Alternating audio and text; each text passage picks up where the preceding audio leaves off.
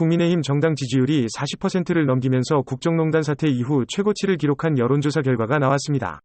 민주당은 28%대가 나와 약 12%포인트 차이를 보였는데요. 리얼미터는 이준석 당대표 후보의 돌풍, 야권 유력주자로 떠오른 윤석열 전 총장 공개행보에 대한 기대감 등이 복합적으로 작용했다고 분석했습니다. 한편 윤석열 전 총장의 지지율은 약 35%가 나와 2위인 이재명 지사와 정당 지지율 차와 같은 12%포인트 차이를 보였습니다. 주택 공급 부족에 대한 우려로 집을 사겠다는 수요가 크게 증가했다는 한국은행의 진단이 나왔습니다.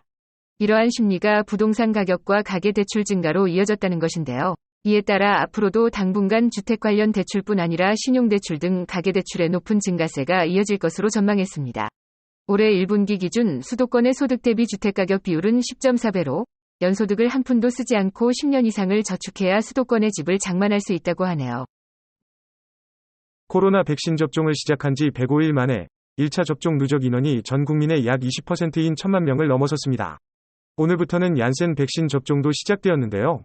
정은경 청장은 한 달 뒤부터는 확진자 발생이 큰 폭으로 감소할 것으로 기대된다고 밝혔습니다. 한편 백신 1차 접종을 마친 사람은 7월부터는 집회 등을 제외하고 실외에서 마스크를 쓰지 않아도 된다고 총리가 밝힌 바 있습니다.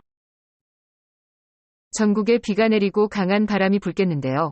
수도권 등 중부지방은 아침부터, 경남권과 제주의 비는 오후부터 차차 약해지겠으나 일부 밤까지 이어지는 곳도 있겠습니다. 예상 강수량은 적게는 30mm부터 많게는 제주 한정 200mm까지 오겠습니다. 전국에 비가 내리며 낮 기온은 25도 내외로 내려가겠습니다. 카카오에서 정말 여러 가지 서비스가 나왔었는데요. 이제는 카카오 보험이 출시됩니다. 금융위원회가 오늘 카카오페이의 디지털 손해보험사 영업행위를 예비허가한 것인데요. 이는 플랫폼 빅테크 기업에서 보험업에 진출하는 첫 사례이자 기존 보험사가 아닌 신규 사업자가 예비허가를 받은 첫 사례이기도 합니다. 카카오페이는 생활밀착형 미니보험부터 하여 카카오 모빌리티를 연계한 택시 안심 바이크 대리기사 보험 등도 출시할 전망입니다.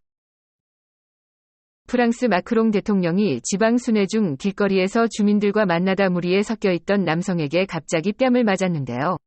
현장에 함께 있던 공범은 이 장면을 촬영해 트위터에 올리기도 했습니다. 알고 보니 이 남성이 히틀러의 추종자였으며 집에서는 히틀러의 저서와 총기 및 흉기 등이 나왔습니다.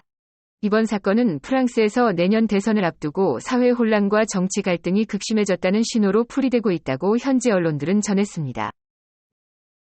그럼 오늘도 좋은 하루 보내세요.